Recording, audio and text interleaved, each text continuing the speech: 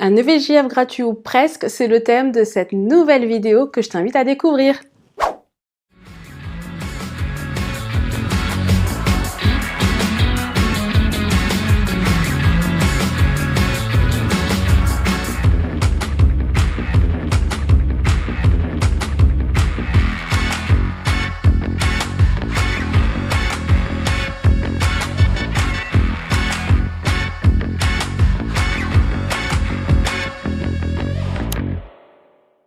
Salut et bienvenue à toi, si tu ne me connais pas, je suis Leïla, blogueuse mariage et couple.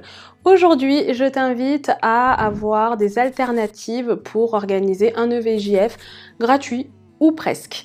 Pour cela, nous allons écumer les différentes étapes que compose l'EVJF et son organisation pour te donner quelques tips. On va commencer dans un premier temps par l'histoire du lieu.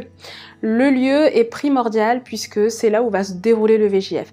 Soit vous décidez de rester dans votre lieu de résidence, enfin dans votre ville, de partir à l'étranger pour célébrer cela. Alors il faut savoir que quand on habite en France, forcément, ça va être au coût de la France. Parfois, il est peut-être aussi préférable de payer un petit billet d'avion pour se rendre dans des destinations moins onéreuses, comme par exemple l'Espagne. Enfin, tu le verras bien, il faudra que tu puisses faire des éléments de comparaison parce que si tu décides d'aller au Pays Basque ou à Nice, tu verras que finalement Madrid ou Barcelone te reviendra moins cher. En ce qui concerne ton lieu d'habitation, si tu as un petit budget, je t'invite à soit en première alternative de voir avec toutes les personnes invitées à l'EVJF si elles ne disposent pas d'un appartement familial ou d'une maison familiale, ce qui permettra déjà de casser le budget puisque quand même l'hébergement a un certain coût. Si jamais tu décides de partir par contre dans une autre ville ou à l'étranger, tu as l'alternative par exemple des auberges de jeunesse qui viennent remplacer la location d'appartements ou les hôtels. Les auberges de jeunesse vous permettent d'être en groupe, alors certes dans des lits superposés, enfin vous n'allez pas avoir la cuisine pour vous, tout va être partagé, mais bon, tu vas me dire, quand tu es en EVJF, tu es là, pas forcément pour rester dans un lieu, mais pour aller découvrir un petit peu tout ce qui se passe à l'extérieur. Si jamais en revanche tu décides de partir sur des lieux insolites, je t'invite à regarder le site Abracadaroom qui propose des lieux alors un petit peu excentrés, mais qui te permettront d'être quand même en immersion et je te mets ce lien dans la barre d'infos. Un EVJF, c'est également synonyme de dress code, surtout si tu décides d'organiser un EVJF sur un week-end. Alors si tu ne veux pas partir dans la customisation de t-shirts qui a un certain coût, de tote bag, etc., pas de souci, tu peux directement œuvrer pour le dress code avec tout ce que tout le monde a dans son dressing. Ça va être l'accessoire, par exemple de se dire tout le monde en robe longue fleurie, tout le monde ramène une chemise en jean, tout le monde en robe de couleur et perfecto, tout le monde en robe basket. Juste cette histoire de dress code vous permettra d'avoir de jolis clichés et de bien être du coup quand même dans la thématique de l'EVJF. Ça c'est primordial, vous devez prévoir un moment souvenir. Et pour cela, il y a la séquence photo. Soit vous avez cette possibilité de passer par un pro et pour cela je t'invite par exemple à aller sur la plateforme de Photopresta qui te permet en fonction de là où tu te situes en France ou ailleurs de trouver le photographe qui s'adaptera à ton tarif et qui te permettra du coup d'avoir des clichés vraiment professionnels. D'ailleurs si tu veux passer par ce système là, sache que tu peux bénéficier de 5% de réduction avec mon code LAMARIÉENJOUée ainsi que d'autres avantages que je te listerai.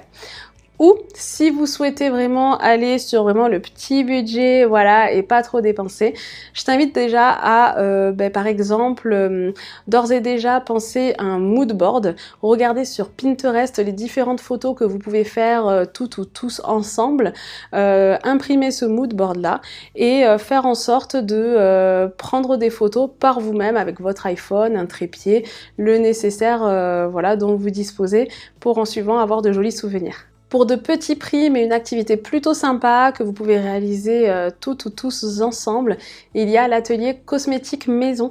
Et pour cela, je connais deux marques vraiment sympas que j'ai déjà testées. Tu as My Cosmétique qui te propose de faire soit des produits maison ou des produits cosmétiques pour toi, ta peau, tes cheveux, etc. Mais tu as également Jolie Essence qui te propose des produits bio et naturels. Et avec ces 600 références, tu peux vraiment passer de la crème du jour au baume à lèvres, à la crème pour les mains. Enfin, il y a différents choix. Je te mets ces différents liens également en barre d'infos. Toujours dans la partie DIY, mais là pour un côté un peu plus fleuri, tu as aussi l'atelier couronne de fleurs. Et encore, Florette, tu verras que je te mets en barre d'infos, propose différents kits et les change assez fréquemment.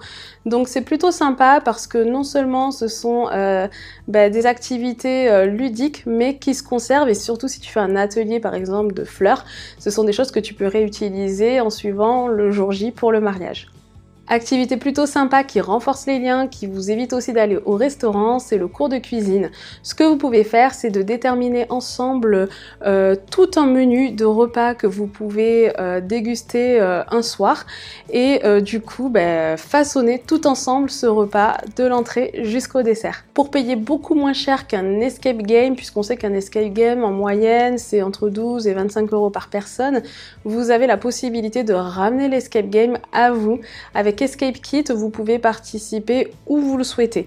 Alors le tout, c'est de recevoir en fait sur votre adresse mail tous les éléments que vous devrez en suivant télécharger voilà, par exemple lors d'un apéro ou lors de votre soirée, vous pouvez jouer à votre fameux Escape Game, organiser une chasse au trésor par vous-même.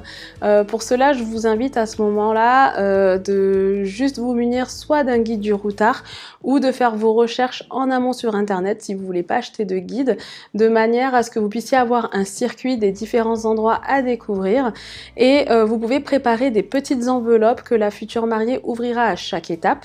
Voilà, il y a différents jeux qui peuvent s'organiser autour de la chasse au trésor. Ça ne coûte pas grand chose mis à part quelques petits euros d'impression.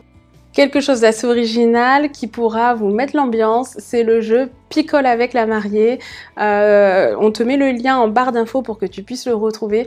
Ce jeu super ludique permet d'assembler différents défis, challenges, des révélations et le jeu du je n'ai jamais. C'est un jeu que tu peux avoir clé en main et que tu peux retrouver à un tarif plutôt accessible. Tu peux aussi œuvrer pour l'alternative Beauty Party. Alors cela consisterait à ce que toutes les personnes qui participent à l'EVJF ramènent son propre maquillage, vous définissez une époque, un thème, peu importe, et vous relevez le challenge, le défi de respecter ce thème. Un peu plus ludique, pas trop écologique, c'est de façonner la plus belle robe avec du PQ les gars. Ouais, avec du PQ. Donc là, vous disposez d'un certain délai, donc un chronomètre, et du coup, les personnes n'ont plus qu'à façonner la plus belle robe de mariée. Si vous ne voulez pas sortir, payer une boîte de nuit ou des bars, voilà, prévoyez juste une playlist. À la rigueur, tout le monde peut prévoir ses musiques préférées pour composer une seule playlist et faire la fiesta tout ensemble directement sur le lieu où vous résidez. Il y a d'autres encore alternatives qui existent et du coup, si vous avez des idées, n'hésitez pas à nous en faire part en commentaire. On se retrouve pour d'autres thématiques très bientôt. Je vous dis à très vite. Sayonara!